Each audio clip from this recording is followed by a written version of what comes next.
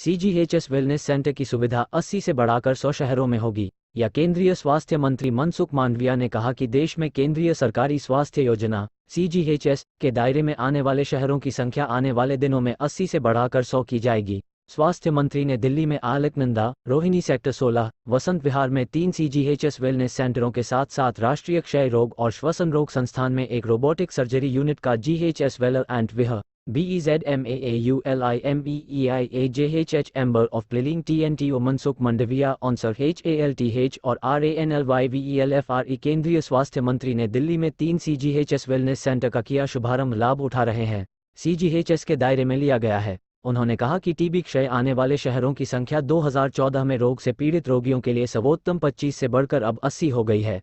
अब स्वास्थ्य सुविधाओं के लिहाज से रोबोटिक जल्द ही भारत के 100 शहरों में ये केंद्र सर्जरी कारगर होगी। सीजीएचएस लाभार्थियों होंगे। उन्होंने कहा कि अब प्राइवेट अस्पतालों में भी सीजीएचएस लाभार्थियों को आसानी से इलाज मिल रहा है। लंबित भुगतान से जुड़े मुद्दों का समाधान कर मांडविया ने कहा, वेलनेस सेंटर से 341 सीजीएचएस 44 लाख लाभार्थियों को फायदा शुभारंभ किया। उन्होंने कहा कि सीजीएचएस के तहत 341 वेलनेस केंद्र हैं, जिनसे 44 लाख लोग को सूचीबद्ध प्राइवेट अस्पतालों में भी बिना किसी परेशानी के अच्छे से अच्छा इलाज मिले। इसके लिए मंत्रालय ने सीजीएचएस पैकेज में संशोधन किया है। उन्होंने कहा कि डिजिटल तकनीक का लाभ उठाते हुए भुगतान की प्रक्रिया को आसान बनाया गया है। दुनिया में निर्धारित 10 में से 4 दवाएं भारत में बनी जेनेरिक दवाएं हैं। जन औषधि दवाएं सीजीएचएस सेंटरों में भी प्रदान की जाती हैं।